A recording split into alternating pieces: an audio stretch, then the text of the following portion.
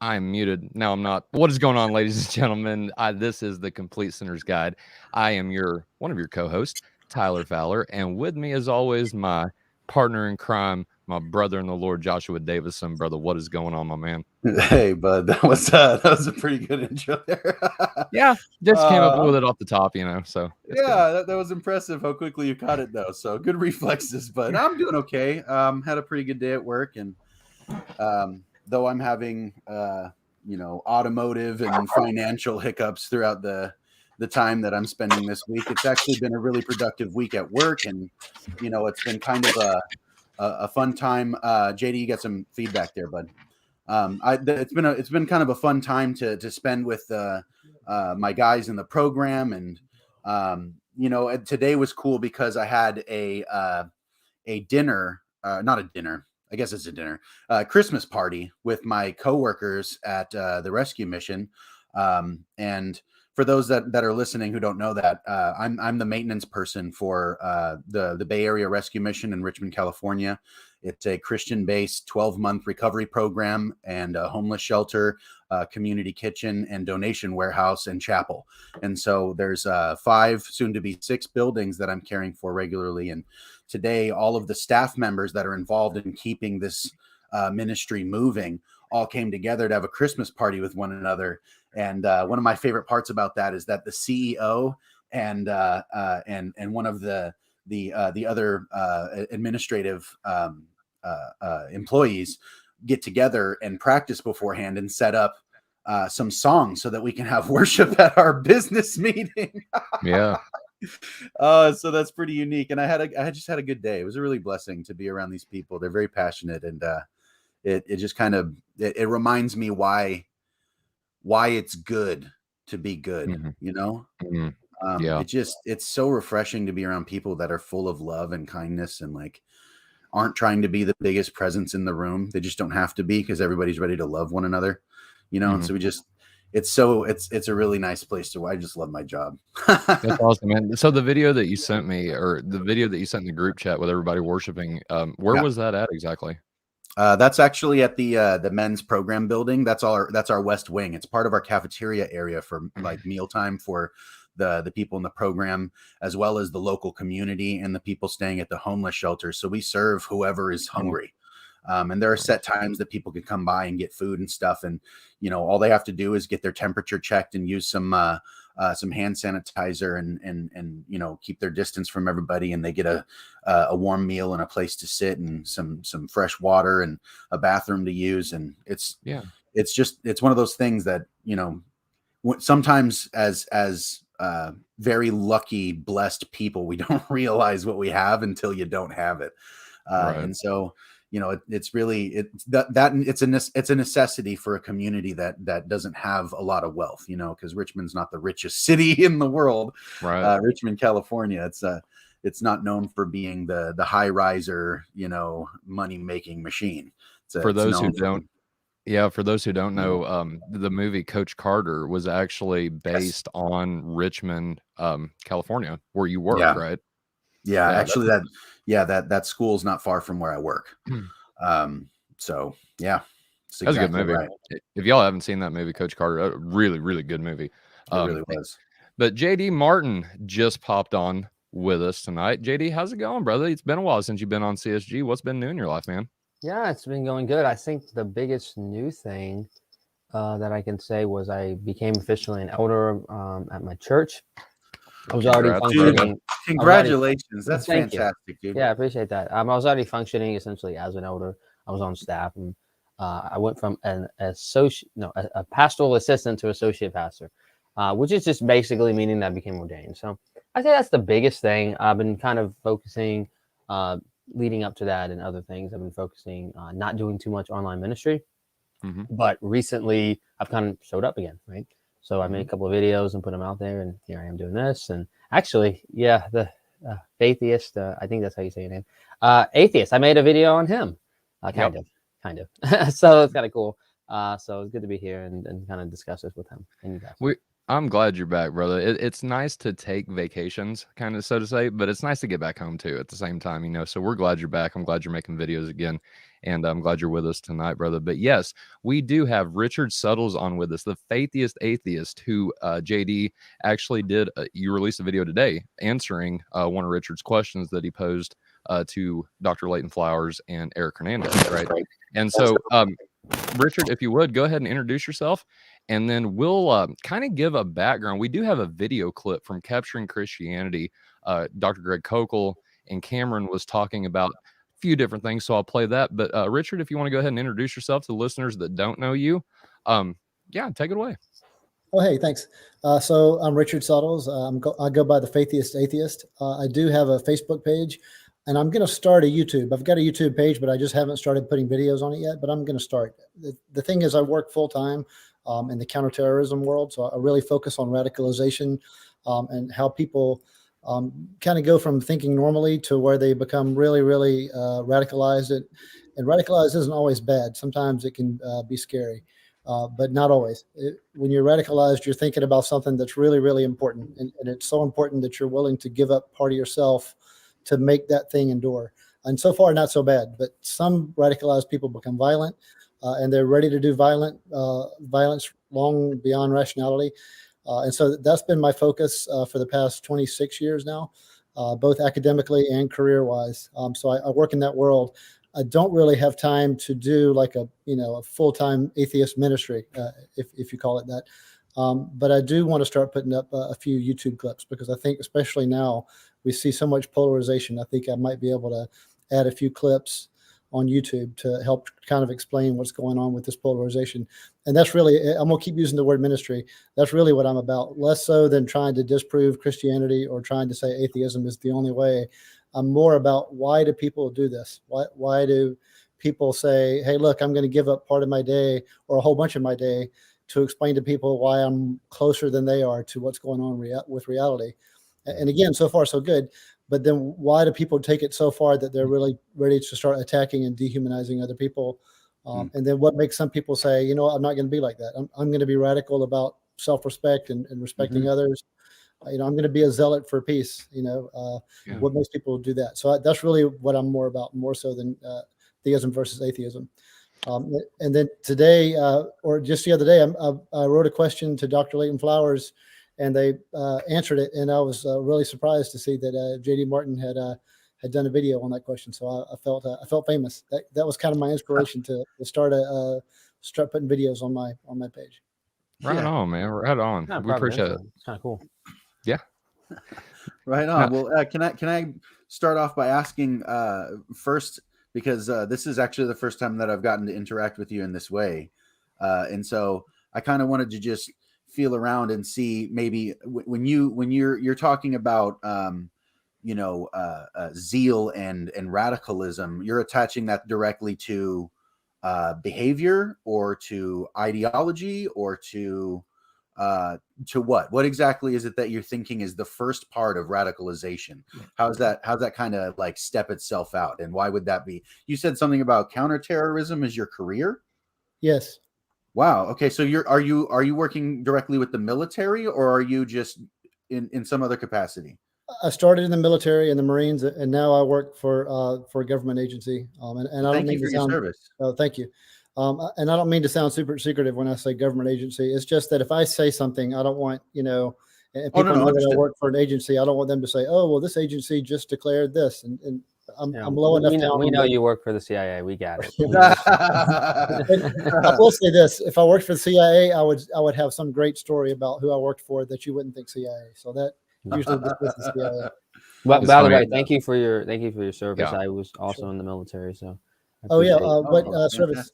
I was in the Army. In fact, well, we'll talk offline. Okay. I just may or may not work in a similar field.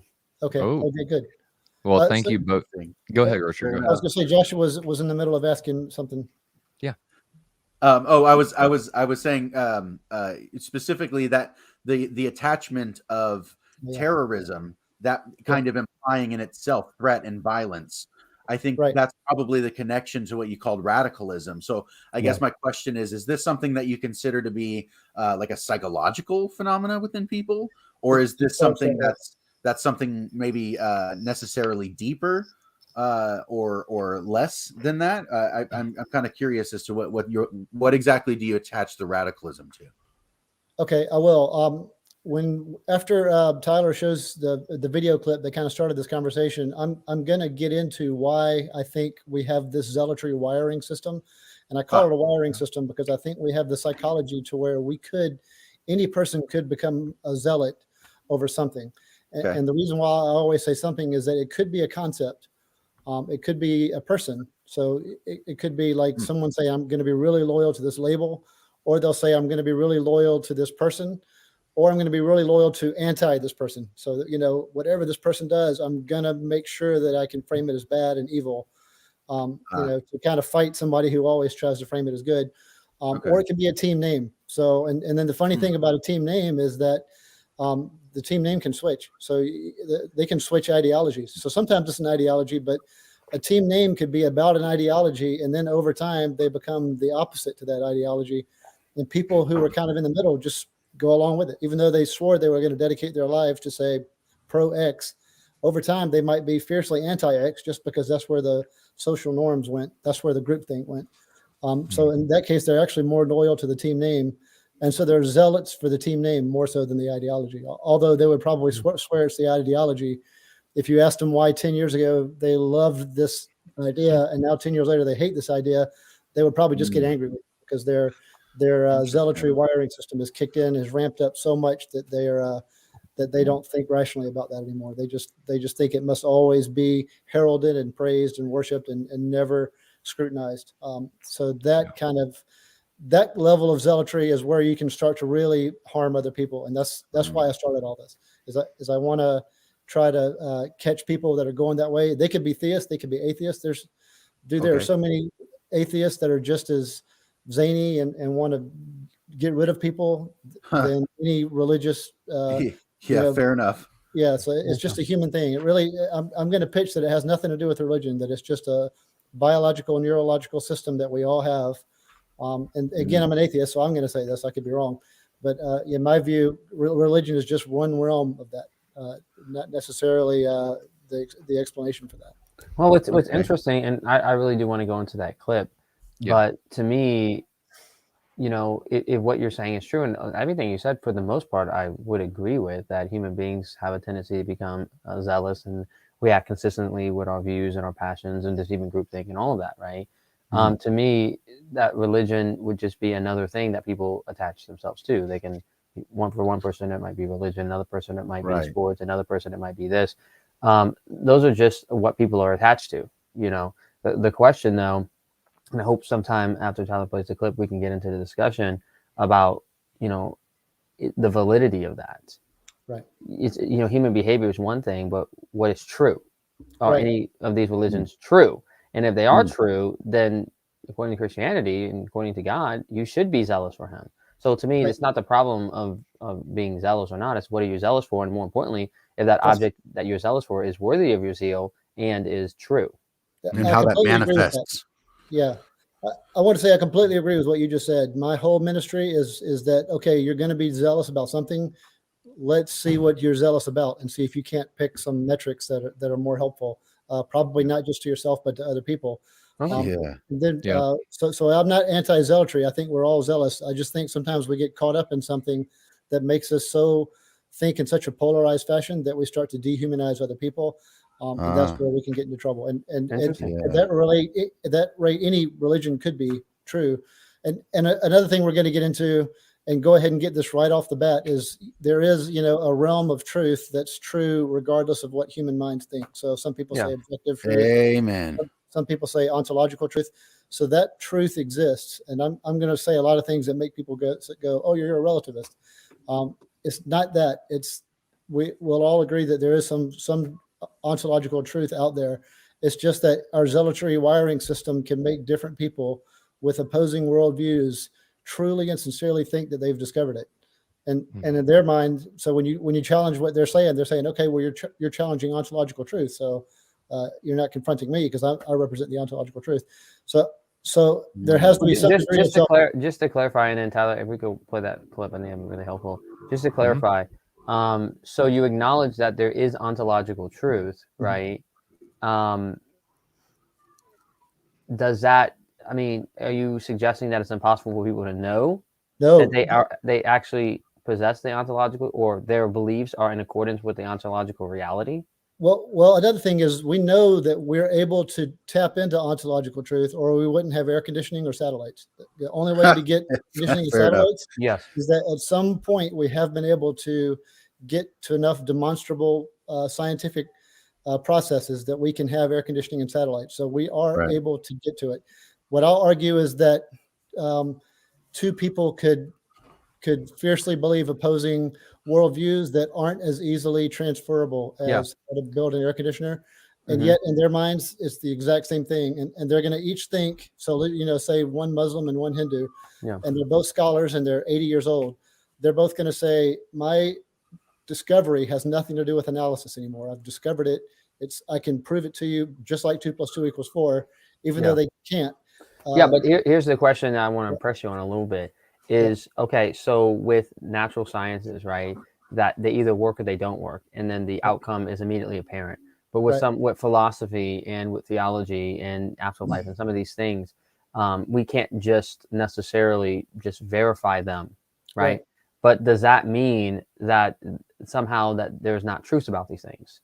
There is that truth. It's just that both of those individuals that I was just talking about are probably going to carry that certainty to their grave.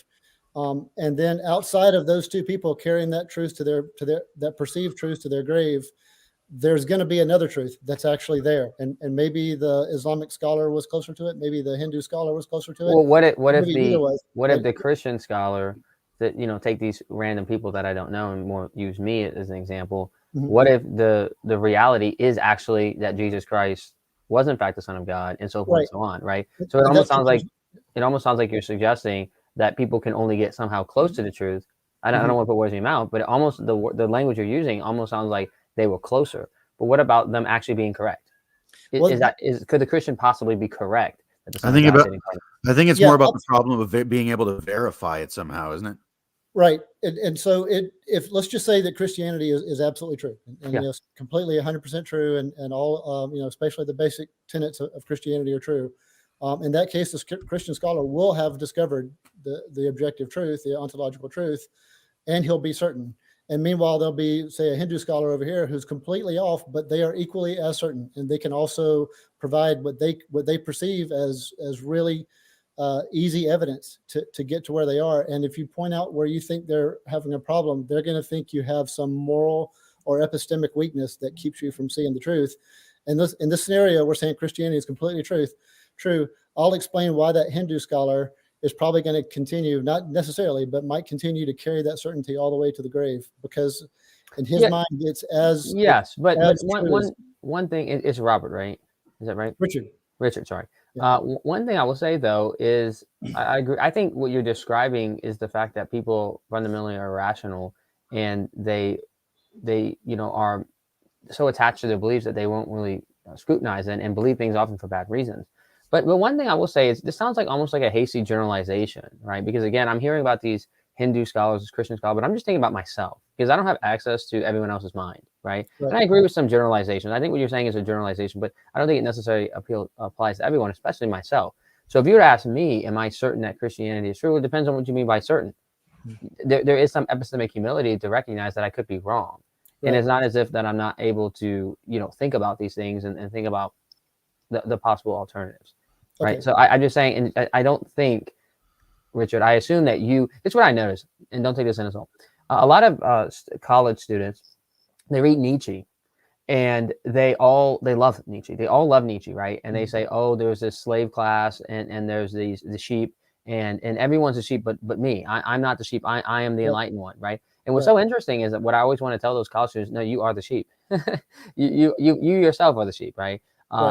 So oftentimes that, we feel that we're the enlightened one and everyone else is just the people who are unable to scrutinize their views or so forth and so on. But the reality is this human phenomena is at work on all of us. And, we all have this to a certain degree. So we all need to be able to examine our beliefs. And exactly. That's exactly my point. Right.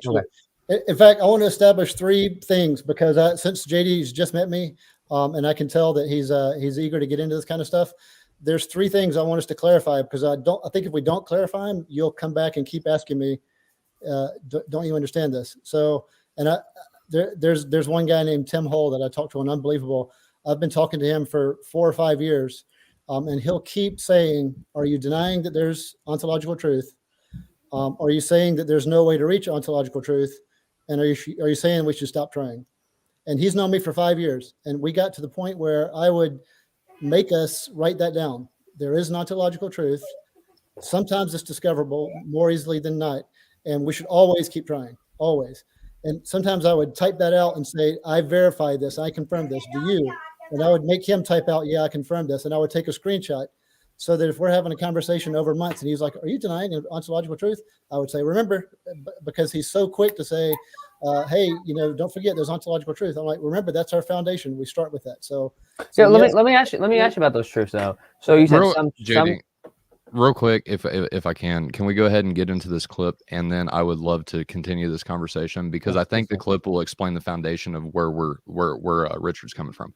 So let's go ahead and jump into that real quick, and then I would love to keep this conversation going. So here's the clip from Capturing Christianity with Dr. Greg Koukl and Cameron. So characteristically, 99% of atheists, their morality is reduced of necessity by their worldview to some form of subjectivism. It's either going to be a Darwinian kind of characterization, or it's going to be a kind of a social contract thing. But that neither of those can give you any substantive, weighty morality by which you could say, "Yeah, I'm taking the high moral road." All you're doing is what your society agrees to do, if that's your explanation of morality. Or all you're doing is acting out what your genes demand of you. That's all. Why is that moral?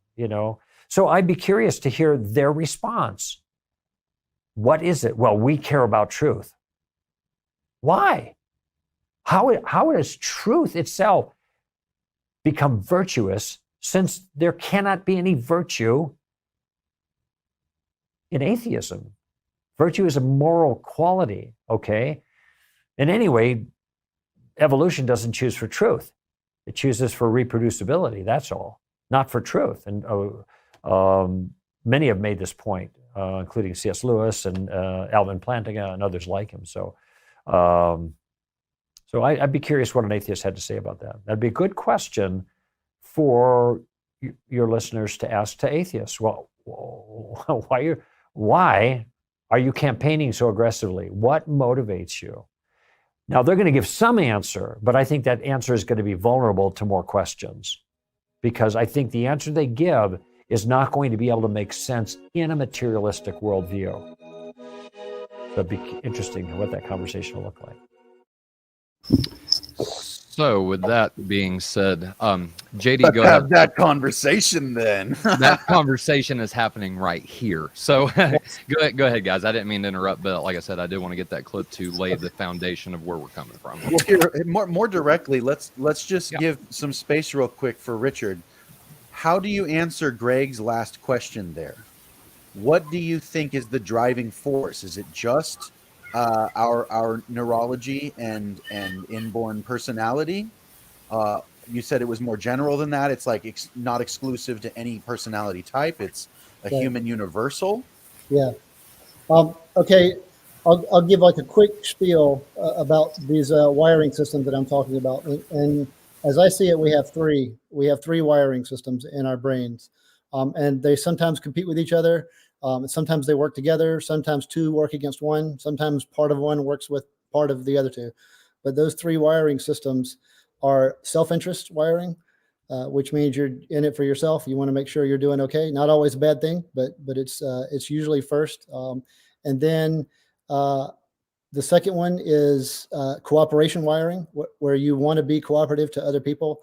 And usually this is more like an altruistic form of cooperation, where you just see a person and you want to cooperate with that person, or some kind of biological species wants to cooperate with other biological species just naturally. So that's another wiring system that we have. And then the third one that I talked about first is the zealotry wiring. And the thing about zealotry that's different than cooperation is that you want to fiercely cooperate, but only with people who agree with you on what you think is that sacred thing, this thing that you think is more important than yourself. And you even think that it's worth sacrificing part of yourself towards the endurance of that thing. Could be an ideology, could be a team name, could be a person, could be an idea, but that's where your zealotry wiring kicks in. And with people who agree with you, you feel like this transcendental connection where you're like, man, I love this person because they agree with me about this thing. And you really want to cooperate with them because they agree with you. If they don't agree with you, then you think less of them. You might not dehumanize them, but you might automatically think at least less than them. And then if somebody on your side violates the rules and they say, you know what, I like this stuff, but I'm not gonna follow the traditions. And, actually I kind of like this thing too. I'm just going to do them both. Then you get angry at them too, because you see that as some sort of objective violation. And then that can affect your emotions too. So in your zealotry wiring, you're fiercely cooperating, but under two conditions: that they agree with you on those standards, those sacred standards, and two, that they don't violate. And evolutionary wise, game theory wise, the reason why I think zealotry sometimes catches on is that one selfish person can destroy a whole village full of cooperators. If they have to cooperate, then one selfish person can just go in and just keep taking advantage of them. And they've got to keep cooperating with him because they're cooperators, and he's selfish, so he can destroy them all. But a village of zealots, if he walks into that village of zealots, they'll probably kill him as soon as he gets there. Well, unless Richard, he catches on. Well, hold on, this is actually the end of it. So a group of fierce zealots can often outcompete self-interest and cooperation, and they can really dominate a landscape. And it's not morally great. It's not I'm not saying let's do that. I'm just saying biologically that's what can happen. And so that's what I mean by the zealotry wiring. Right. Okay. Well, thank you. Okay. So the three categories, real quick, the recap of the three categories was self-interest, cooperation, and zealotry. That was the three. The three you said wirings or I call it a wiring system because your brain, our brains are always rewiring itself. When you learn how to read, your brain rewires itself. When you learn a new topic, your brain rewires. So our brains are always doing that. If you know anybody who believes something that's just kind of way off the wall now, it's because they're fascinated with it so much that their brain just kind of only deals in that now. That's I call it a wiring system. Your brain is just thinking this is normal, and it just kind of keeps pushing that. And so someone, and because I say we have all three of these systems, some people can be a zealot for looking at other people as having human value, saying no matter what you believe, you're a human and you have value. They can see respectability towards others as a thing of zealotry. So you can have zealotry for multiple things. So maybe human value, my religion, my sports team, my kids, whatever. You can have them all in this realm where you think this is really, really important, and I'm going to dedicate a part of myself towards the endurance of these things. It doesn't have to just be one thing.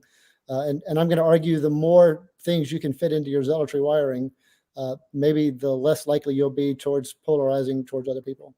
Oh, okay. So the problem really is almost attached to isolating one good over all other goods, and not a full integration of good as a generalized topic. Because you're saying zealotry is not inherently bad; it can become, let's say, inflamed.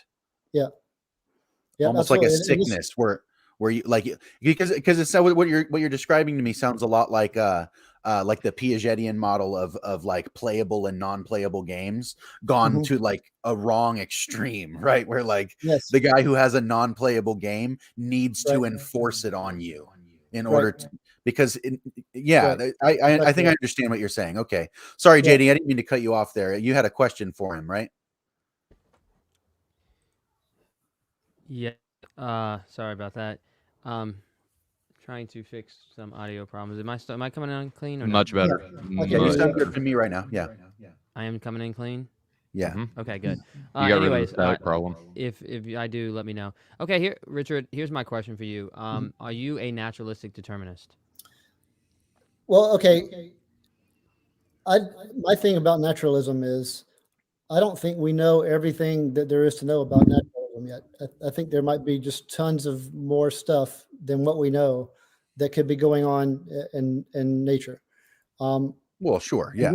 And then there's so many complex things that even if you were to back up the universe to the way it was right before the Big Bang and start it back over, I don't think that everything would end up exactly the way it is now. I think there's so many different things that could randomly go different ways. Like with our DNA, sometimes DNA just makes a random choice. And if you were to rewind time, it might make another random choice. So I don't know that we could ever get to the point where if we knew all the facts, all the factors of all the complex stuff of naturalism, that we could necessarily always predict what was going to happen next. There's so many, there seems to be so much randomness, and I'm open to the idea that there's just so much more to know. So that I say, I don't think it's the mind of an external deity that's controlling some of the things that theists claim. I suspect it might be a different kind of explanation, and I wouldn't be surprised if it was more natural, but we just don't know what it is. And it's like Greg Koukl says, our answers are going to be vulnerable to more questions, and I completely embrace that. He's absolutely right. I'm not going to say anything today that's going to make any theist give up their religion and say, you know what, he's right. Never mind. Nobody's going to do that tonight. That's not what I'm about. I think there's a lot of vulnerabilities and gaps in what I'm going to have to say. I do think it better explains reality, but like I said before, we're all, once you're on this path of trying to figure out what's right, you're going to think you haven't figured out. So I could be just as much of a victim as that as anybody. Well, I actually appreciate that humility and the attitude that you're approaching this with. But I can say that I share JD's approach to asking this kind of direct course of questions. But I'm kind of I feel really sympathetic to what you're describing here, because and especially with Tyler and I met each other quite a few years ago. And when we did, we happened to be in a very unique relational circumstance, because he doesn't live in the same state as me. I met this guy on Facebook. He messaged me randomly, had some sort of family trouble, and he called me on Facebook Messenger while I was at a church service. And I walked outside of the church service to answer the phone for, at the time, a stranger. And he asked me a couple of questions that just seemed really very, very, for me, poignant and on topic, because I constantly am thinking about these things, but coming from a stranger, seemingly really random, right? Yeah. And yet, come to find out, as we began to be really good friends and become very vulnerable to one another and trust each other with our innermost person, and just be really vulnerably honest with one another. One of the things that came out is that we had some pretty drastic disagreements in our worldview. And yet, even though some of the people that we talked to, who, let's say, agree with Tyler, were very cutting and mean to me, right? Where Tyler was not, right? And then people who would agree with me were cutting and mean to Tyler, where I was not. And it's not necessarily just a personality type, because both of us have dominant personalities, and both of us are good at quarreling, let's say, and both of us have a real eagerness to find truth and to know and to understand truth, and believe that it is a thing to know and understand truth and pursue it with all of our hearts. And in some sense, I think the thing that both of us are zealous about is that pursuit of truth. That's the umbrella we're under. And so our disagreement is actually buffered by our seeking, something like that. And I think that's kind of the relationship that got fostered there.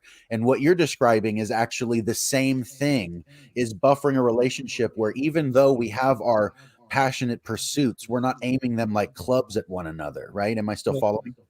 Yeah, absolutely. That's exactly the kind of thing I want to preach. I'll be using evangelical terms like ministry and preach, but that's exactly the kind of things that I like. I'll try not to be triggered by that. I'll do that. I was born and raised Southern Baptist, so I think like a Southern Baptist, even though I'm an atheist. So I'll still say, fair enough. Okay, Tyler and I were both Baptist too. So yeah.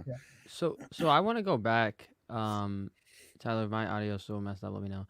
But I want to go back to something you said, Richard. So, you deny being a naturalistic determinist, but you are a naturalist, right? You believe that there is no supernatural reality, hence you're a naturalist. So there is no supernatural. There is no soul. There is no God. There is no spirits. There's no demons. There's none of that, right? So the only thing we have. I would say if there is a deity, I would probably shrug and say, okay, now there is. And so I was wrong about that. So I'm not so closed off to it that it would change my life, other than to start paying more attention to what the deity wants. You actually don't know if I don't know. you don't know if that the world is only naturalistic. So there could in fact be spiritual realities, even something as simple as you having a soul. It is Right. possible that you have It a soul. does. It could be. I suspect there isn't, but I'm not the kind of guy to walk around screaming at people who believe in it, because Okay. it could be. Okay, so here's the dilemma I see. Okay, Okay. so it seems to be, and it seems to be, if under your worldview, that it's more likely than not that the natural world is the only thing that exists, and everything under the natural world operates by law of cause and effect, right? Things don't. When you shake up, if I shake up this can, the soda is going to jump out of here, and it's not choosing to do that. It just happens because of cause and effect. It has no choice in the matter. And so if everything in all of us is just a bunch of naturalistic effects, then it seems to be that is why the vast majority of atheists are naturalistic determinists. Now, it sounds like the way that what you've done to escape this is to deposit randomness and to say, I think you might even try to appeal to quantum physics and just pure randomness. But here's the problem in my mind. Okay, so let's just say that there is an indeterministic reality where there's actually pure randomness, right? Well, to me, that's even more problematic, because either it's for personhood and morality. So either we are deterministically, robots essentially, or we're just random. The things that we do are purely just random things, right? That just there's no real reason that I moved my left arm or this thing or that thing happened. It just is a fact of randomness in the universe. And what I'm trying to say is, either it seems like you have two dilemmas here for morality. This is why I'm and I don't know what your view on morality, so maybe we need to talk about that. Yes. But it seems like your worldview runs into two major problems. Either you're a naturalistic determinist, and that seems to destroy morality and destroy true personhood, or you have this randomness factor, which also seems to destroy personhood and morality. So I'm just curious of how you would respond to that. Okay, yeah, actually, we could probably have a really, really long conversation just on morality.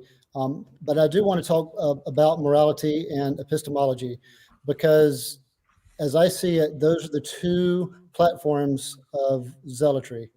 Once you're in a really, really deep, zealous journey, and again, that doesn't have to be bad, because I will say that I would say a lot of people in this day and age aren't in the zealotry journey, other than to say, keep me out of it. Don't talk to me about the things that just keep me out of it. Let me just take care of my own stuff. Zealous about their indifference, right? Right. But it is, it's still a zealous stance, because they're saying that the epistemic and moral standard is to not deal with it. So they're still making a claim. But then there's people like you and me, and this was my answer to Greg Koukl. I keep saying Koukl. The people like us are on this journey, this zealous journey, and our two big things are what's epistemically true and what's morally true. Those are our two standards. And when you do this long enough, when you do it for as many years as we've all done it, they kind of go together. All this morality and epistemology all forms together, so that you start telling people you have an epistemic duty to do what's good, and you have a moral duty to understand what's true. And it's all together. It's all one big tapestry. Right. And so, what did you say that we? I'm sorry. Did you say we have a duty, an epistemic and moral duty? Yeah, when you're on this zealotry path, you're looking for that epistemic truth and that moral duty. They become this tapestry of where you definitely think there's a obligation. You think there's a should and an ought on the epistemic level and moral level, and it all works together.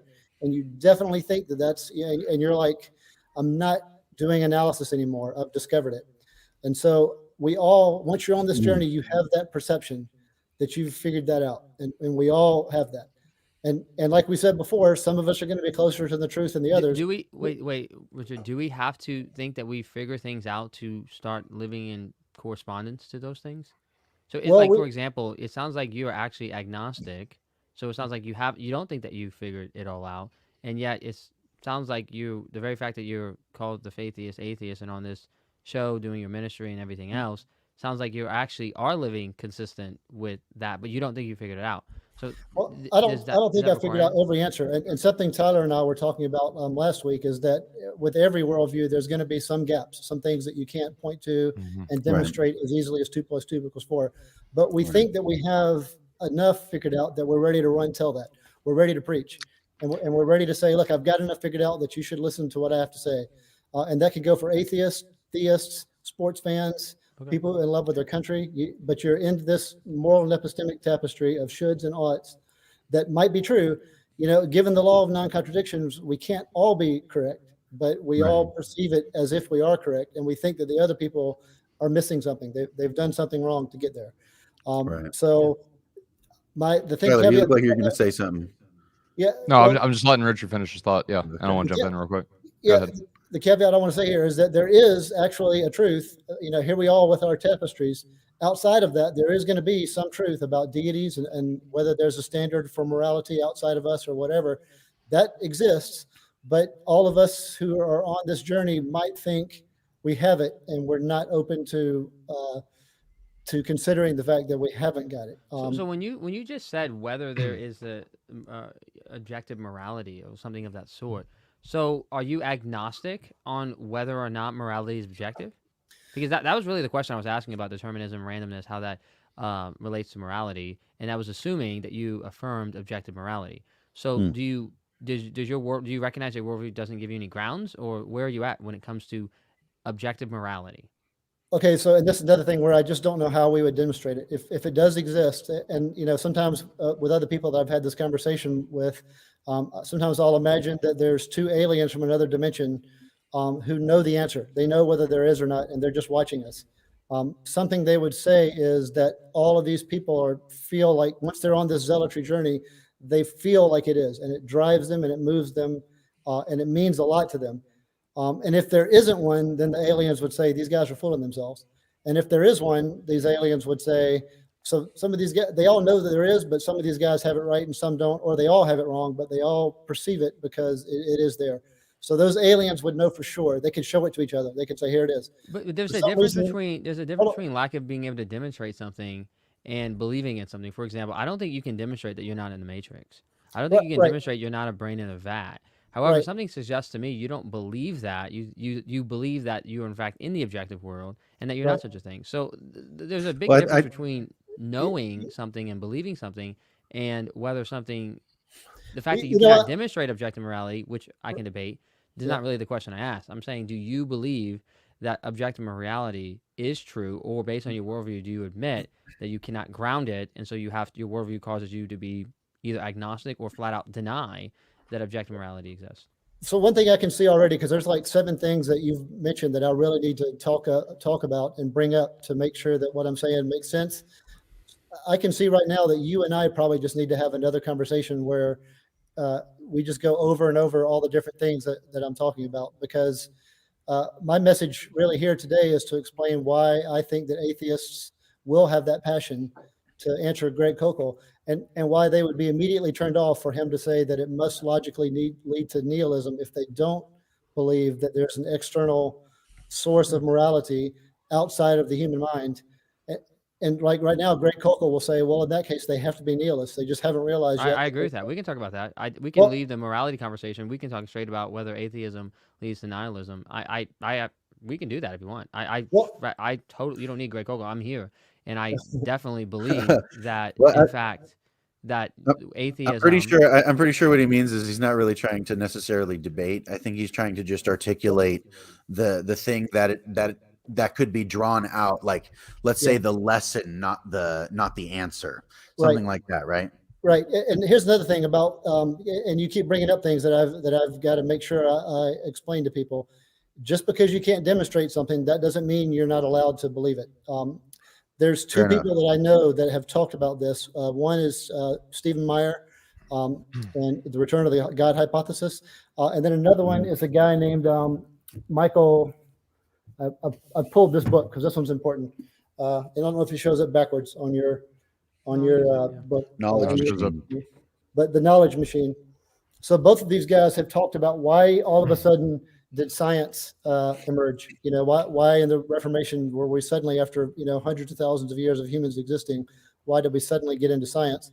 And Stephen Meyer says it was because all the scientists believed that it was they were discovering attributes of God, of a single creator, and so they were passionate about trying to learn more about that God. So they stuck to the scientific method because they believed that it was describing their creator.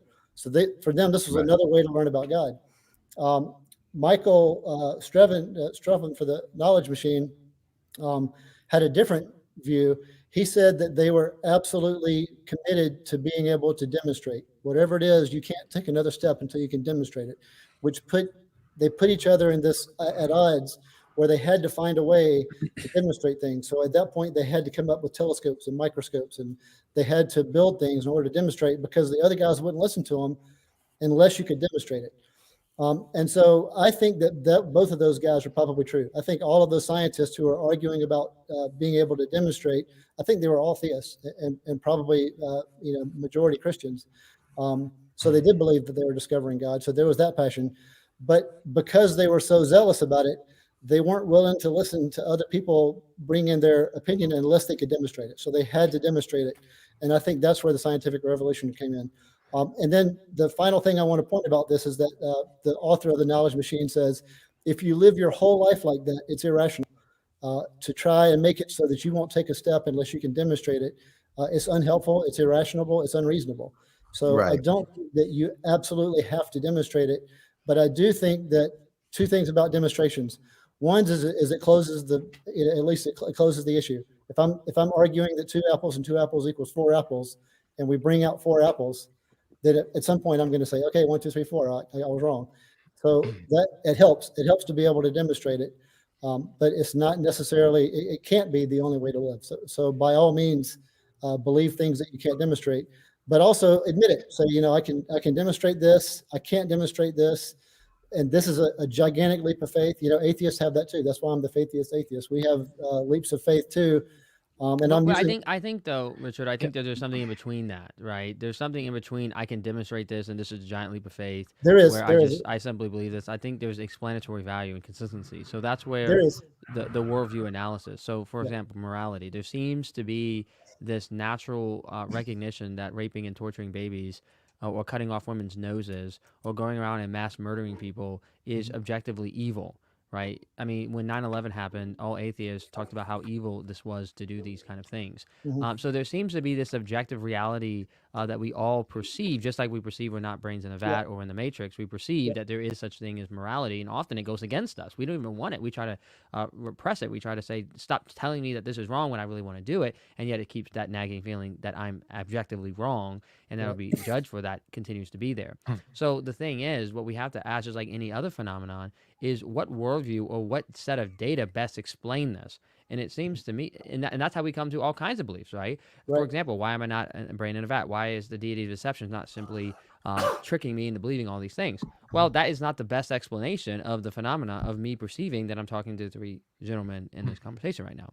Right. And so I'm just pointing out that there's this other way that we come to belief besides demonstration. It's called explanatory value. What worldview or what explanation best explains the phenomena we have here?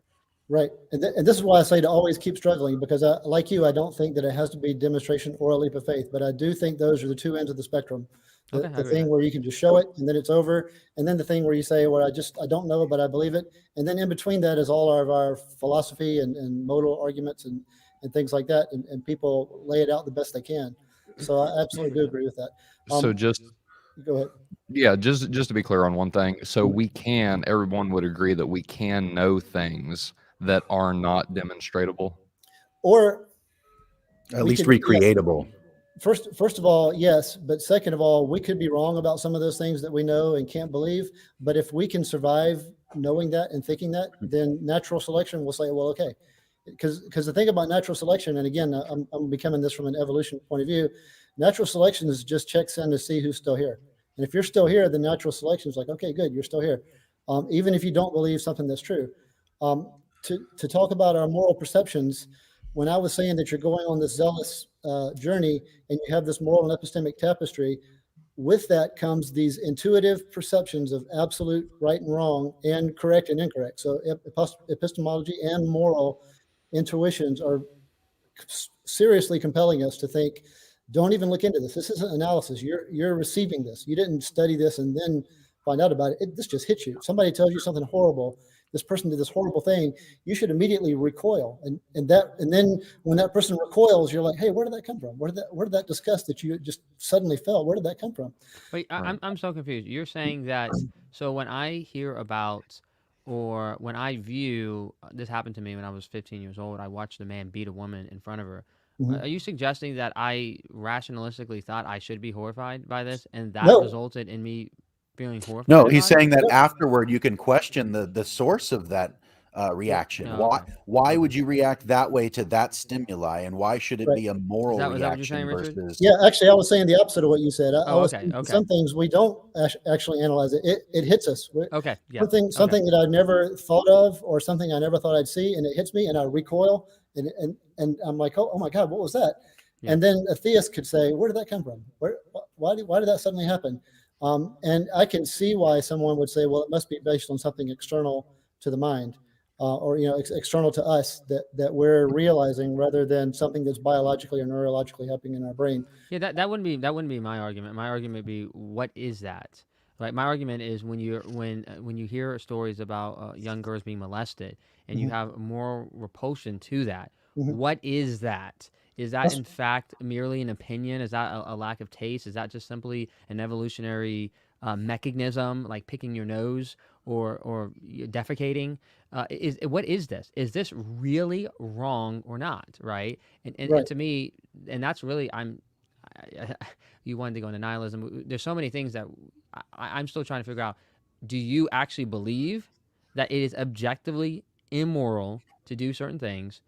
Or are you agnostic about that? I don't know if you, or do you want to talk about nihilism? Like, we're kind of, I think so what he's broad. just talking. We're going so broad here that we're not like dialing to really anything in particular. Well, I think you're at the stage, JD. I think you're in a completely different realm of why we started this talk today.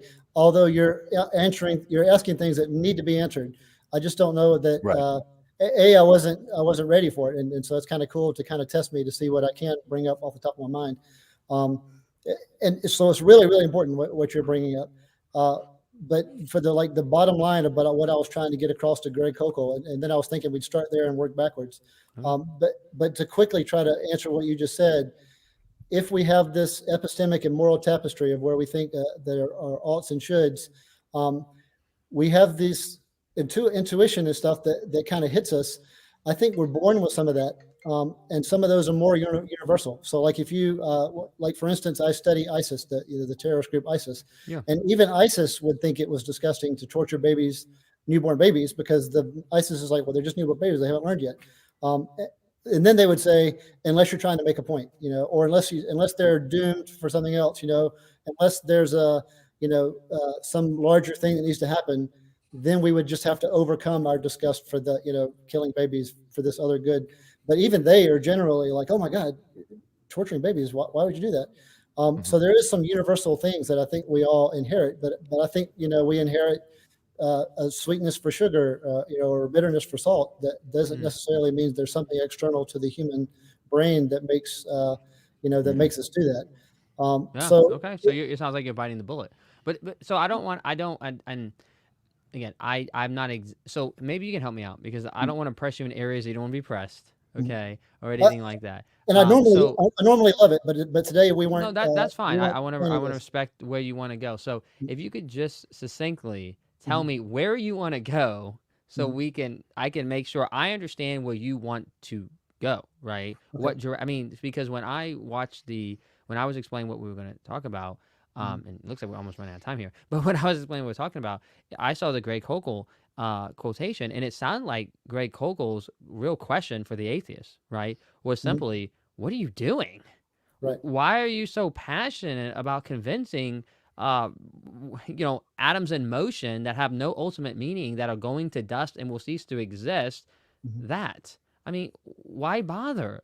Why not just let me? That's exactly why we started this. Why not just let me be deceived? I'm not hurting anybody, right? In fact, I'm helping people. I'm a much better person because of Christianity.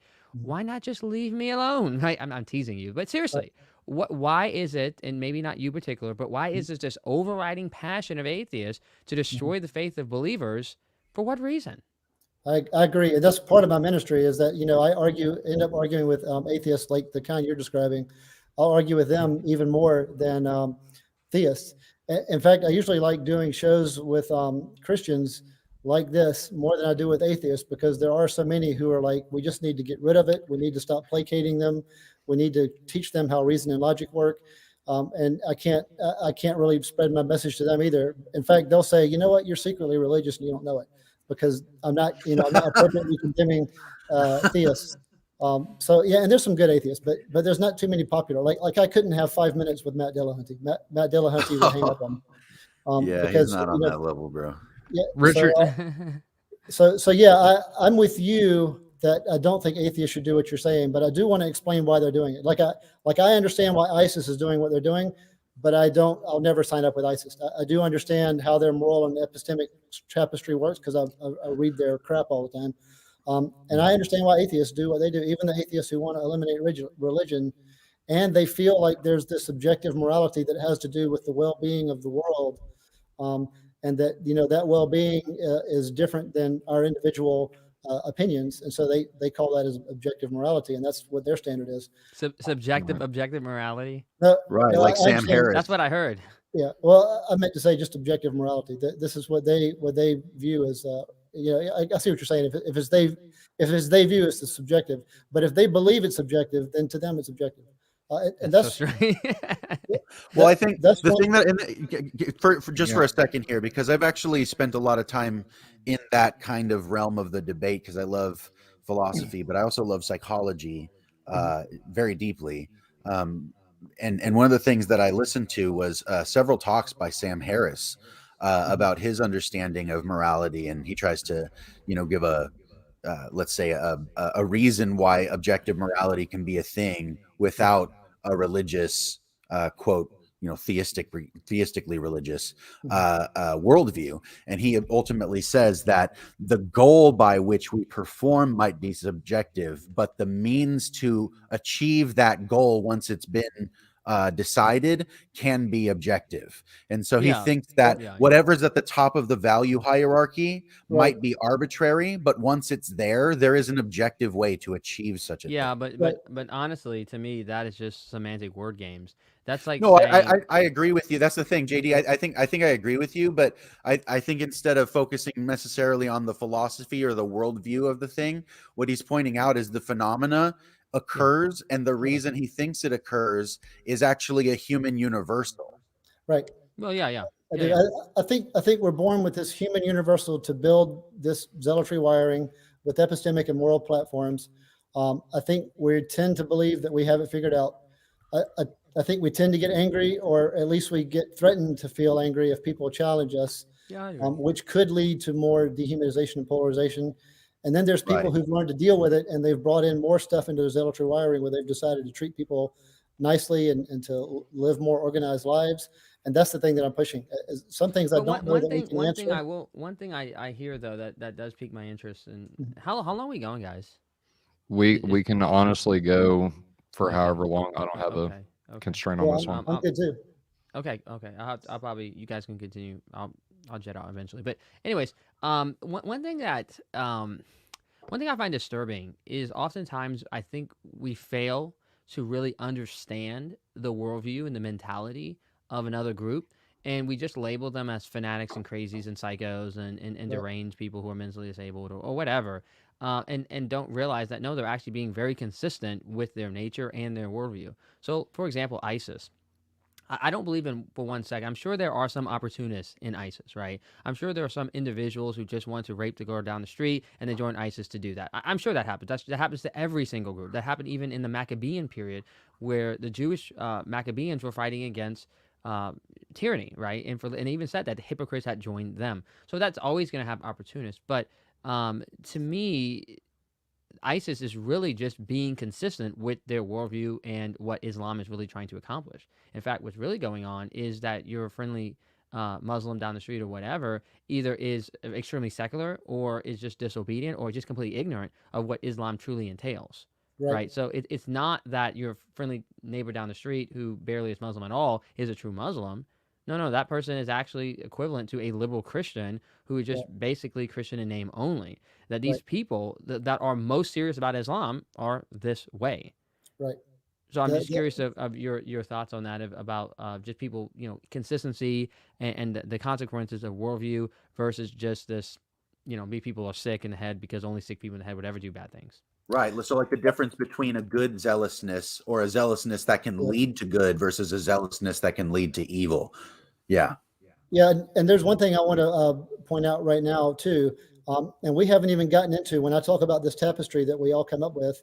When that happens at the group level, the natural selection really pays attention, because if some person has a worldview that's really, really close to the ontological truth, encounters a group of 50 people who have a worldview that's really, really way off of the ontological truth, and those 50 people kill that one guy, he was actually closer morally and epistemically to the ontological truth. Let's say that's his thing.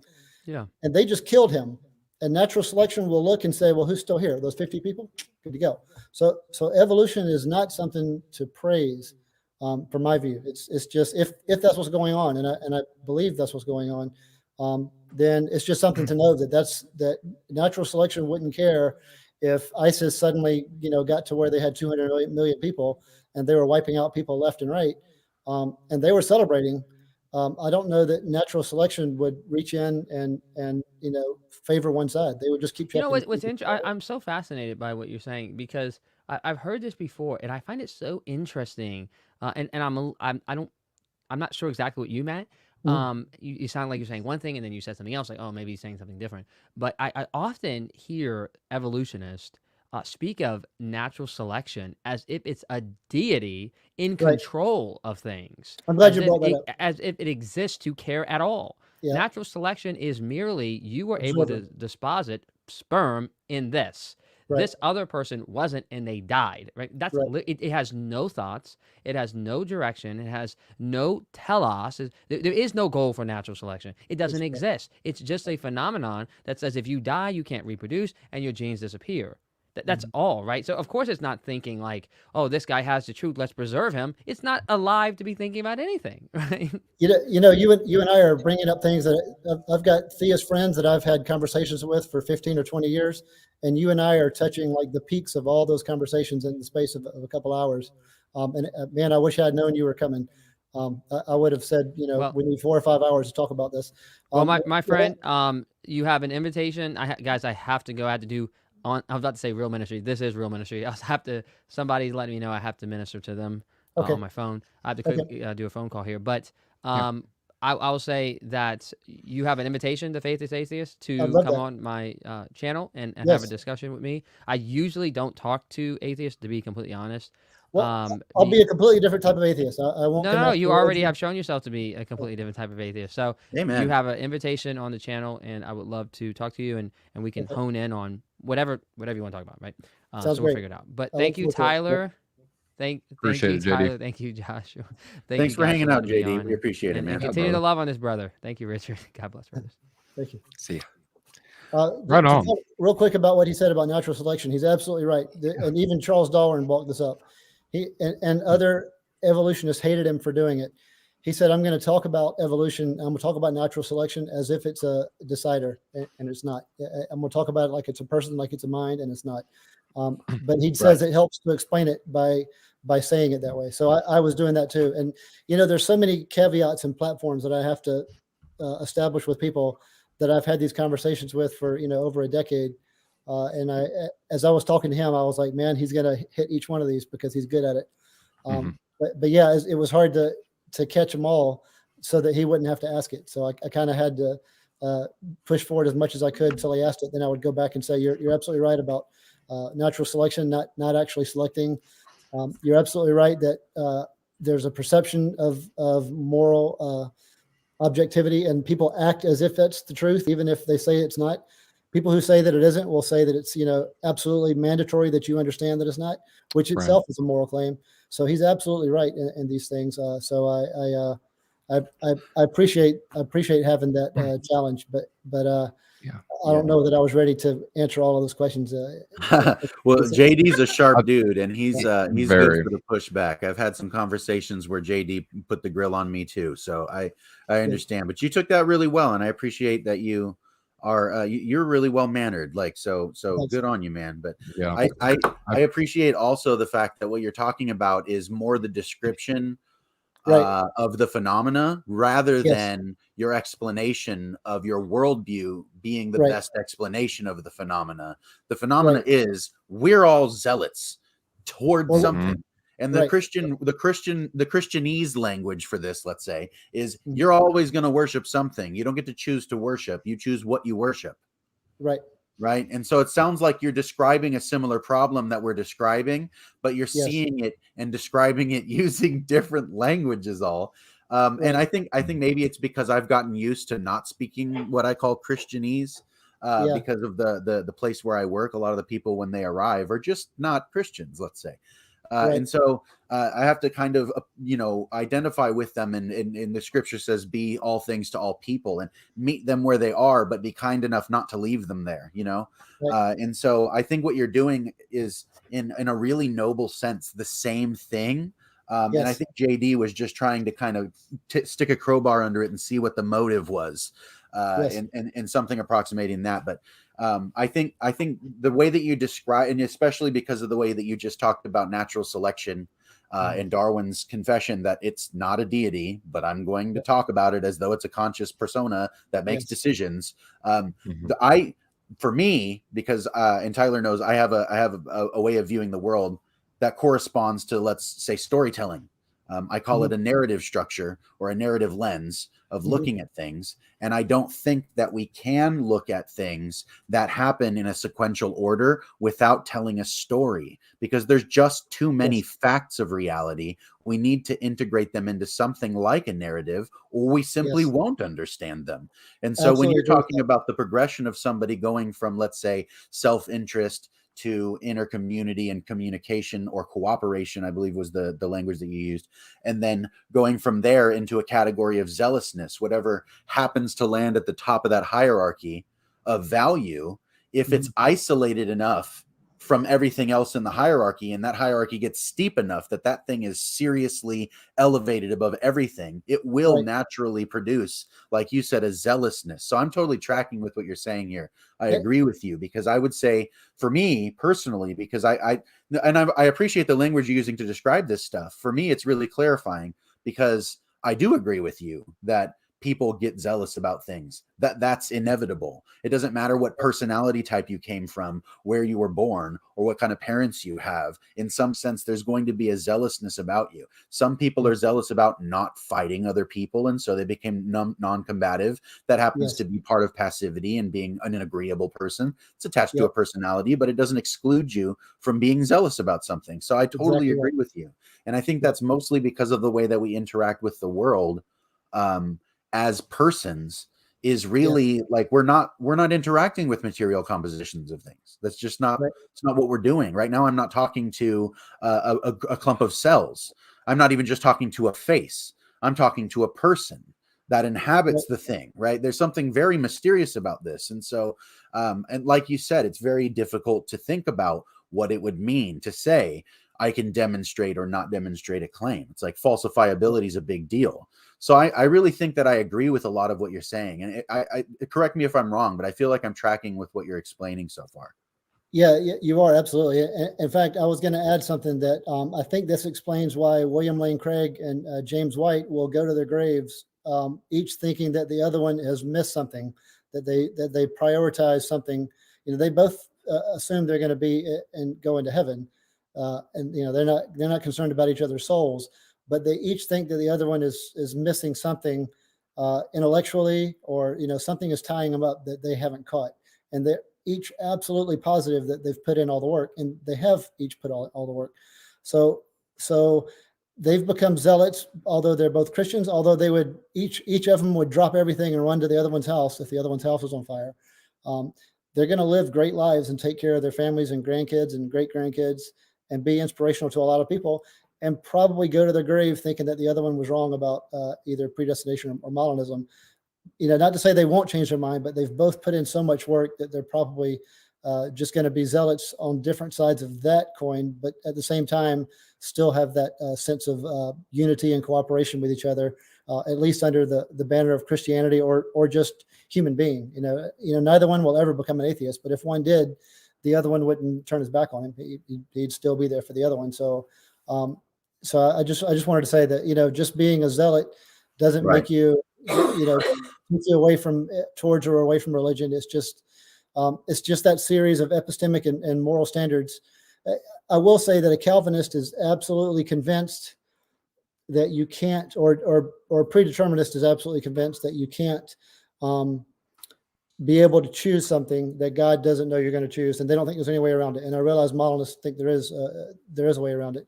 And a Molinist is thinking you can't take away God's sovereignty or our free will. And so they're thinking those two have to work together, and maybe they do, but that's their pinnacle. That's like, you can't assail this. This is unassailable. And so that's probably why Calvinists and Molinists, many of whom, especially the ones that put in the work, probably won't change their minds.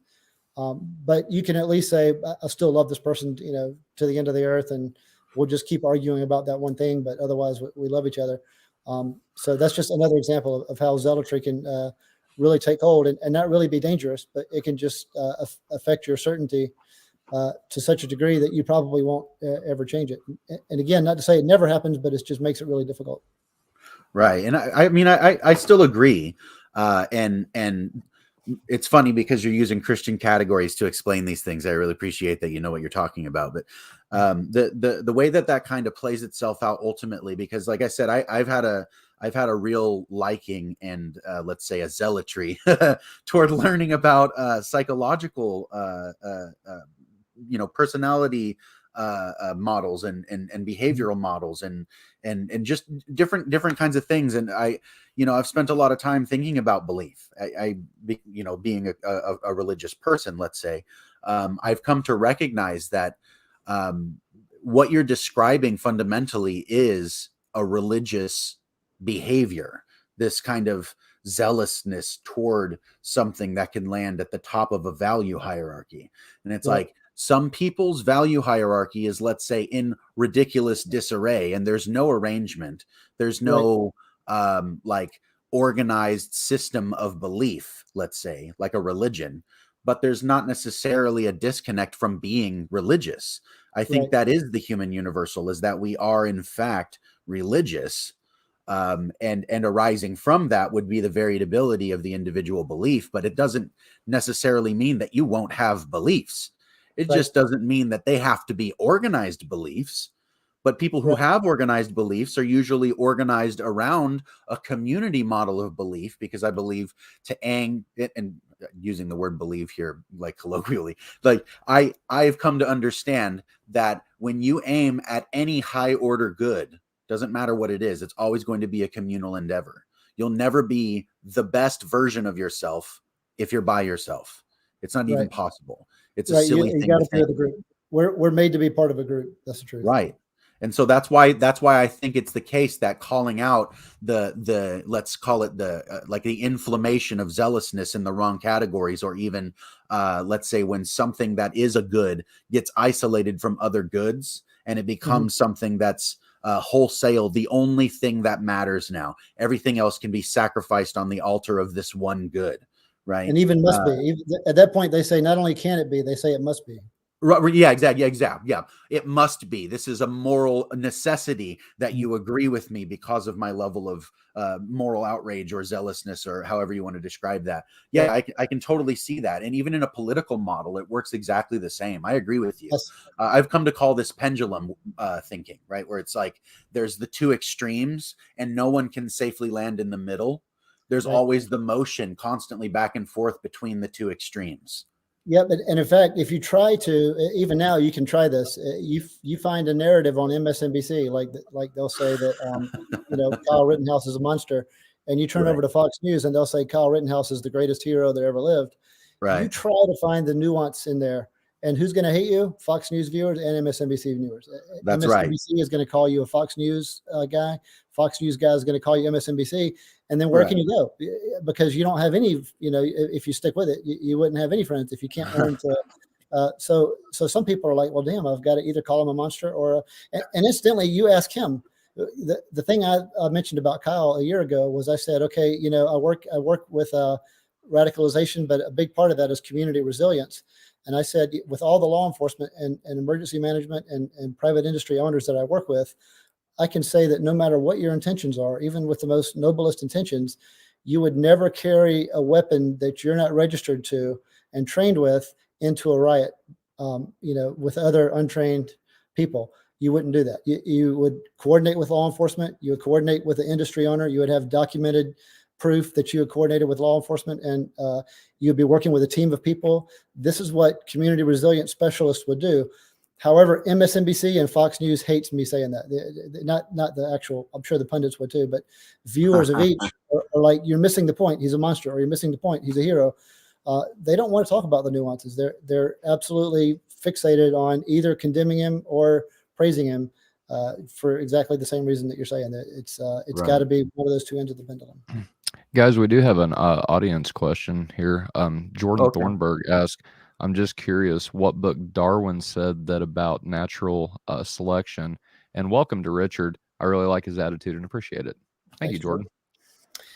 I think it was in the 6th version of, what was his first book? What was the very first book that he put out? Darwin. It was Origin of Species. Origin of Species. The sixth version of that, because he had already been, in fact, the 6th version is the one to read because he received so much critique that he had to go back and say, look, here's what I mean when I say this. So the 6th version of Origin of Species. And that was one of the first things. And you know where it came from was another atheist who, or another evolutionist who was saying, why are you saying natural selection when you and I have already said that there is no guiding selector? And he had to address that. So yeah, Origin of Species, 6th edition. Right. And I think the reason why JD got so kind of like focused on the worldview aspect of that question is primarily because it's almost like that, especially for the theist, because we actually see the idea of creation, intent, and purpose behind what's around us. And so we assume that that's the first thing is intention and purpose. And to say the purpose, what's the purpose of your zeal? You're saying there is zeal. It will always be. And this is how it manifests. It's not necessarily bad. It can just go awry. Right. Right. Yeah. And everything that I say could still fit in with the Christian worldview because, we could say God exists. He made us a certain way. He has chemicals that help us do things that we need to do. And sometimes those chemicals, lead us astray. Stephen Meyer says in Return of the God Hypothesis, he says, because there's the existence of evil and damage and destruction outside of God, then obviously you're going to have some things go wrong, but that's not because God made them that way, but because, just there's that damage. So you could still be a theist and still say, okay, yeah, there's chemicals in our brain that make us do, and think some weird stuff. And that's okay. I still believe in God. I don't think that challenges theism at all. I agree with you, actually. Yeah. Yeah. I will say about something about what influences us. There's a study on songbirds. So with a songbird, they're born with this wiring system that says, as soon as they're born, this wiring system is like telling them, even though it's not really telling them anything because it's just a part of their neurology, but the wiring system is telling them, you're going to sing a song. You're going to grow up and sing a song. And then the bird's answer to that, even though it's not really like that, is like, whatever. I just want to know where my mom is. I'm hungry. I want to know what's going on. And he's not really caring about this wiring system that says you're going to sing a song. And there's a lot of biology that goes into that he's already born with that is going to go into parts of that song. So some of the notes and some of the capabilities of that songbird are just biologically there. He hasn't even heard the song that he's going to sing yet. He's going to. And that song is immaterial and it's out there waiting for him. There's other adults in his community who already know the song. So that song exists. Before he was born, here's that song waiting on him. And here's the bird. He's born with some biology. Some of that's going to affect some parts of the song. But now let's say all those adults go away and he grows up by himself. He's still going to sing something. It's just going to be warped and it's going to be kind of simple. But when he gets to the right age where he's really wants to sing that song, then that biology is going to kick in, and there's going to be all those adults singing that song, and he's going to replicate it note for note, and he's going to carry that song forward to the next generation, and other songbirds are going to come. And so in this way, that song survives, generation after generation. Right. And it survives, even though it's immaterial, it keeps surviving. And I think something like that goes on with our moral and epistemic tapestry, is that these tapestries are out there waiting for us. And so I was raised Southern Baptist, so there was a Southern Baptist tapestry waiting on me.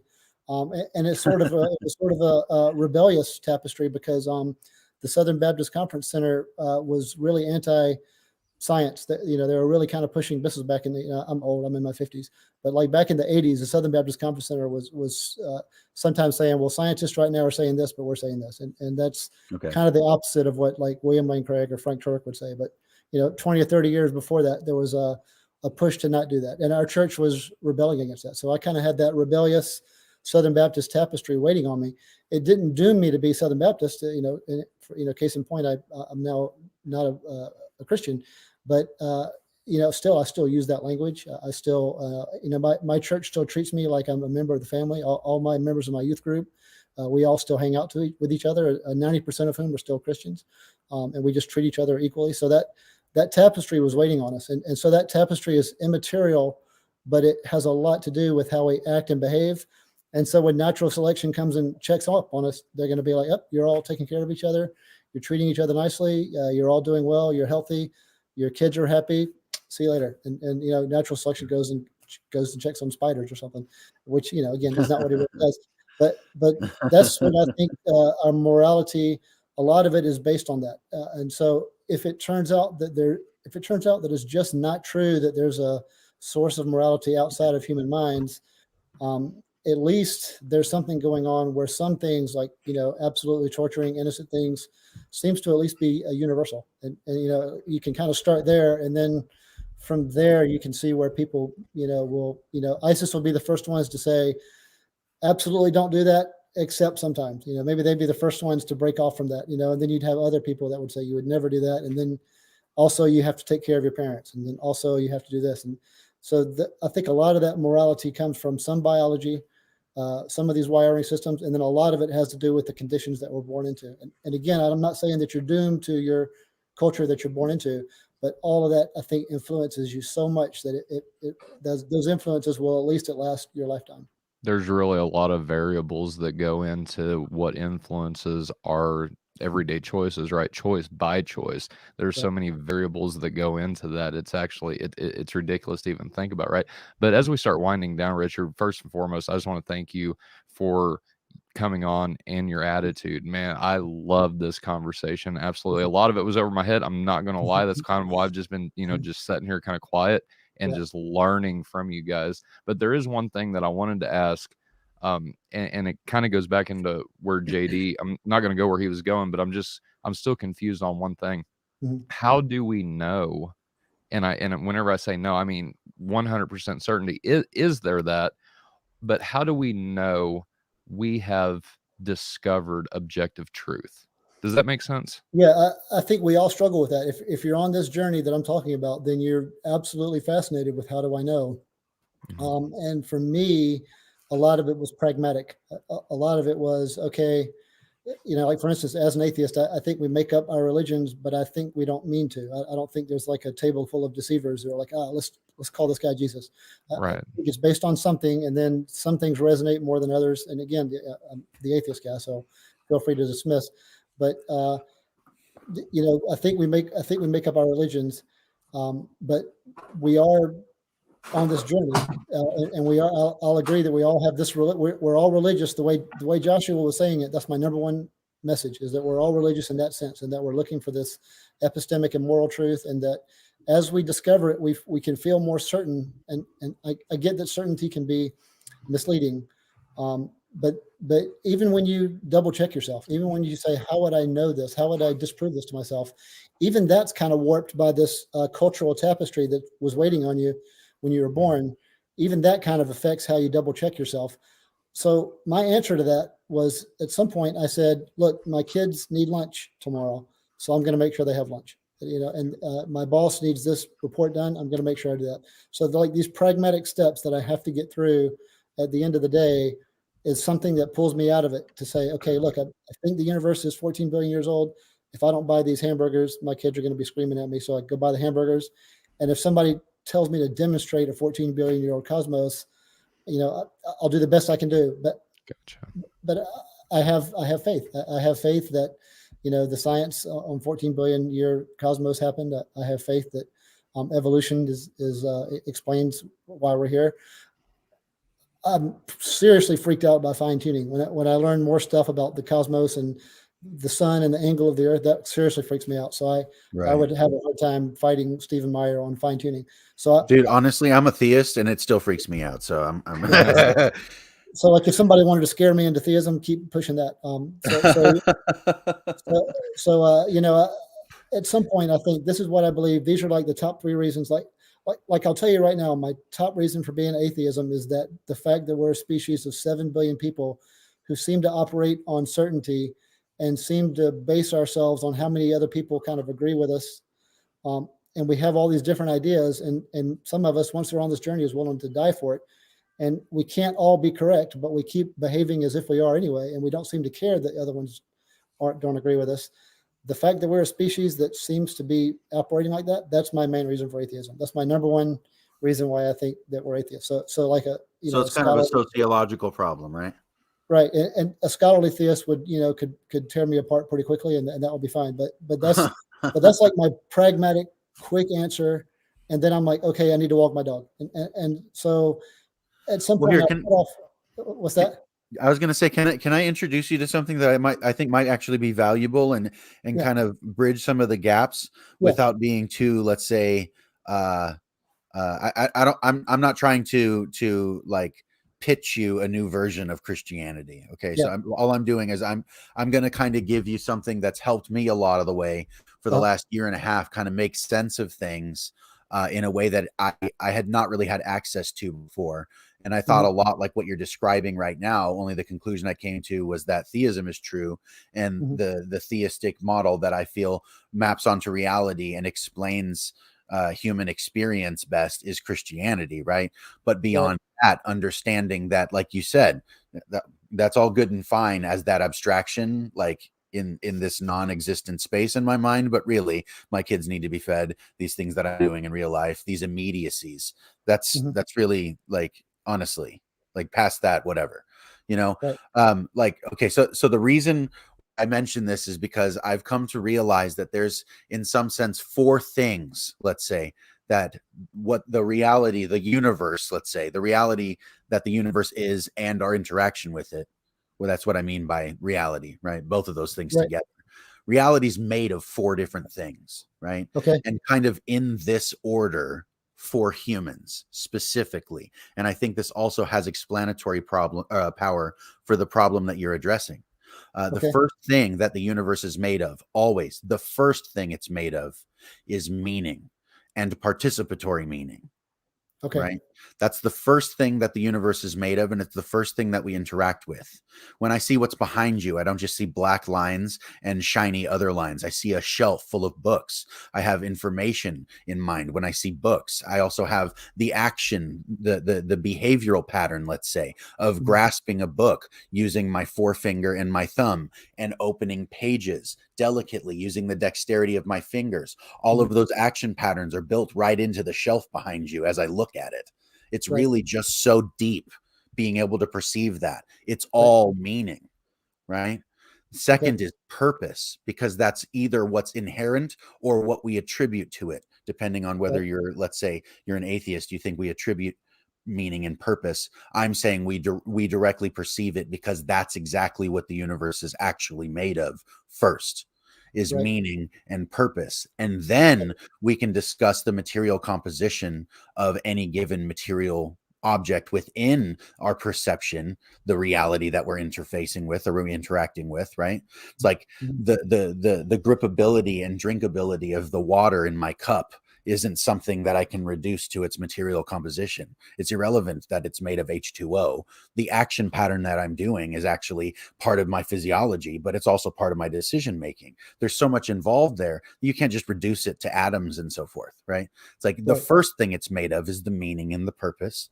Then you can talk about its material reality, and then you can reduce it to something like numerical value. Those are the four things that I think the universe is made of, especially because of existentially how we kind of interact with and participate with the universe while we live and while we move, while we breathe, while we make decisions, while we confront the future as it comes to us moment by moment. And as you said, there are things that we then can derive from our experiences and our participations to be, let's say, the most or more than the average thing when you wake up in the morning and you have a hierarchy of value that you're going to pursue throughout the day that's going to guide your decision making. But the anomalies that come at you, you have to be able to deal with them. So it's not just like influences directly causing your decision making. They inform your decision making, but they don't cause it. So there's something about you that isn't just material causation. Right. That's kind of the thing that's interacting with the universe. So you understand what I mean? Yeah, I do. I do see that. And I would even say that almost even atheists with that tapestry who are on this zealous journey, even they think that to some degree, they just might have a different idea about how the meaning and purpose get in there. Right. And I agree with you. That's probably the difference, is whether or not those things should be reversed. The universe is first made of the abstraction of math. Then we can see it as material reality. And then we can attribute to it purpose and meaning. Right. They reverse the order. But I think that's still the four things the universe is actually made of. But I think that because of what you're describing, you probably would see what I mean when I reverse the order of that and say meaning and purpose comes first, then material composition, then numerical value. That's what we're actually interacting with when we look at what's the universe and myself in it. Right. And if I was a lawyer who was trying to argue for your side of it, I would say fine tuning is probably the best evidence that meaning and purpose were first, because you would need that in order for all these. Yes, at least purpose. Yeah, exactly. Astronomically, things to come true, you would probably need meaning and purpose first. Otherwise, you'd have to argue that all these astronomical things happen first, and then we stumbled on meaning and purpose. So good luck with that. Richard, that's difficult. Richard, I really appreciate. Yeah, go ahead. I was just going to say my final answer to what you were saying before about how do you know is that I think for some of us we just say this is good enough. This is I think I've listed enough. I feel good enough about it, and I need to keep moving. And if we don't say that, then we're just going to sit home and think until we die. And natural selection is not going to, they're not going to see us doing well. So at some point, you have to keep moving and just say, "Look, I think I've done enough work and I've figured it out." It's sort of a cop out, but I think I think humans, at least most of us, have to do that because we all have different ideas. At some point, we say this is good enough, and we have to keep moving. I can see that. I mean, I'll put it like this. I told this to my wife the other day, but the more answers you come to, the more questions that you have about those answers. That's one of those things that are natural, within us. It's like as humans, we always, and it starts from such a very young age. My daughter's getting ready to start doing it. I know she is. Why, daddy? Why, daddy? Why, daddy? Why, daddy? Because I said so, girl. But regardless, I do get what you're saying. Josh, is there any final things that you want to ask Richard or just say before we start or before we wrap up? I honestly just thank you 100% for your respect and your manners. You're a very agreeable kind of guy, and I appreciate the way that you're approaching the situation and the questions. Maybe you weren't as direct with answers as JD would have liked necessarily for the categorical thinking that he likes to use. But the way that he kind of pressed on the situation, I think really explained, let's say, more than one thing about Koukl's question that inspired this. And but in fact, I just wanted to say my ultimate answer to Koukl is that we all perceive that passion. We all think it's objectively important, even if we can't explain some external source for that objective meaning, or even if we try to come up with something and it doesn't sound very good. We all perceive it. If you're an atheist on this journey, even if you're an atheist who's angry and bitter and attacking religion, you perceive it. So like the worst thing, if you're a Christian and you're trying to convert, and I had just reread Greg Koukl's book so we could talk about it, and we never got to talk about it. So maybe next time. But if you're a Christian and you're reading Greg Koukl's books, Tactics, and you want to talk to an atheist, the last thing you want to do is say what Greg Koukl says, which is, you guys have to be nihilists logically. I'll point out 3 ways in which you're logically tied to nihilism. Don't do that, because even if it's true, let's say all 3 of those things are true, you're going to turn the guy off. Just like a conspiracy theorist believes that we never landed on the moon.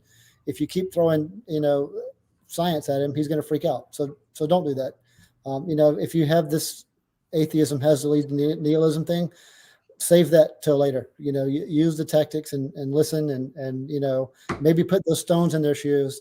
And then you can talk about whether they really think it leads to nihilism. But that kind of certainty that he kind of dismissed atheism, I would say to him and anybody to stand to reason, any apologist, that would undercut any of the value that his book otherwise has. And because it really is one of my favorite apologetics books. And I have some. I have even a book signed by apologists like Frank Turk and Sean McDowell and Josh McDowell. And I'm going to go meet Greg Koukl next month in Jacksonville, Texas. So I'm not knocking apologists. In fact, some of the Christians who have a really good view of the world, I want to encourage them to keep using tactics, but watch out for this atheism has to lead to nihilism thing, because I think that would undercut the value that otherwise came in that book. I can see what you mean. I guess I can say that the way or the manner in which you point something out to somebody has a lot to do with it as well. Right. Because if it's always necessarily delivered like it needs to be some sort of jaw-dropping mic drop moment, it's really not going to land. It's going to go over like a brick cloud, And so kind of looking at that, I agree with you that we should watch how it is that we explain our position or explain our understanding of someone else's position, and watch how it is that we're interacting that way, because it is a quick disengagement for people sometimes. Right.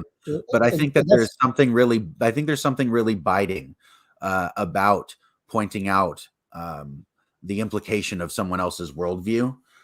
Where sometimes it's the thing that's necessary, but it'll still be biting. So it's not pointing it out, but like you said, not making that the front page, so to speak, and kind of addressing someone person to person first and appealing to all of those things that you do have overlap to, and then maybe staging a case for the importance of those things that you don't have overlap with, that you feel yourself correct about, whereas the other person is incorrect, so as to not be like a club, like we were saying before, not using your trap of your own certainty to kind of distance you from other people, and then you have to exist necessarily in like an echo chamber or something.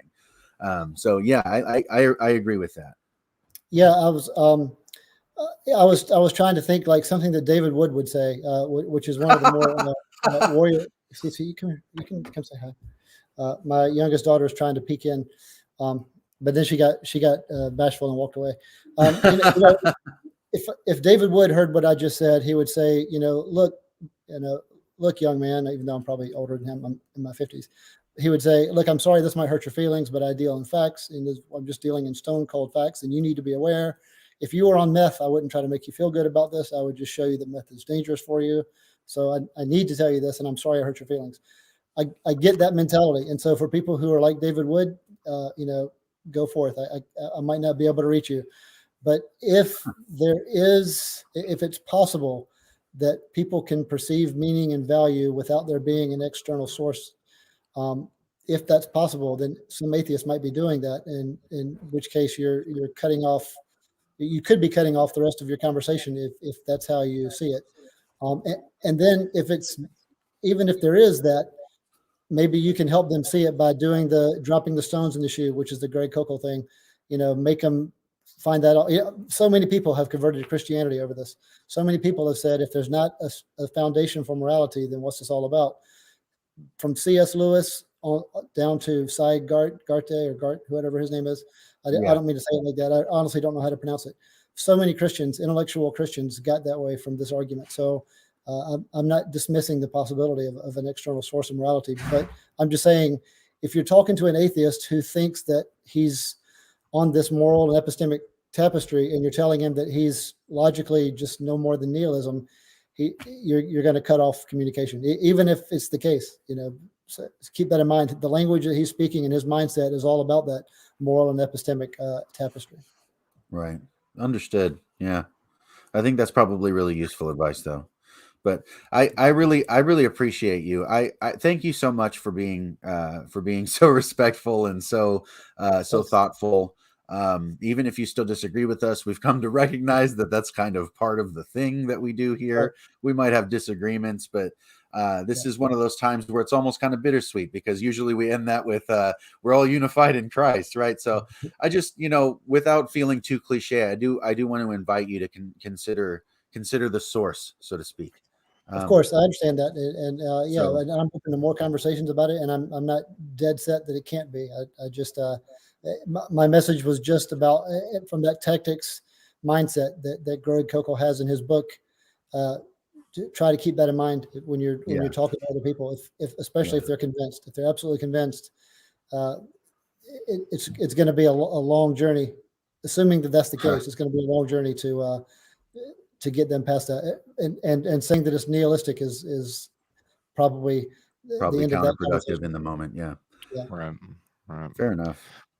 Well, gentlemen, I really appreciate this conversation. Rich, you're more than welcome to come back on anytime, brother, to talk and just do what we did tonight, man. Like I said, I've still got questions. I've still got, disagreements and stuff. But the fact, like Josh was saying, and like you were saying, the fact that we can come together, talk about these things, and still walk away disagreeing, I can say that I have a better understanding of where you're coming from. And for me, that's a win. And so I really appreciate it. That's all about tactics too, is learning how the other people think. That's right. That's right. So Josh, go ahead and take us out, man. Well, I appreciate you joining us again, and Tyler, you did a great job of tracking where you did, and it sucked that JD's microphone was having issues at first. I hope that wasn't too distracting for anybody that's watching, but if anybody's made it this far into the conversation, leave a like and subscribe to the channel. If you like this content, subscribe to the channel. You can find us on all the podcast outlets, and thank you for tuning in, and everybody have a good night, and thank you for listening. Thanks for having me.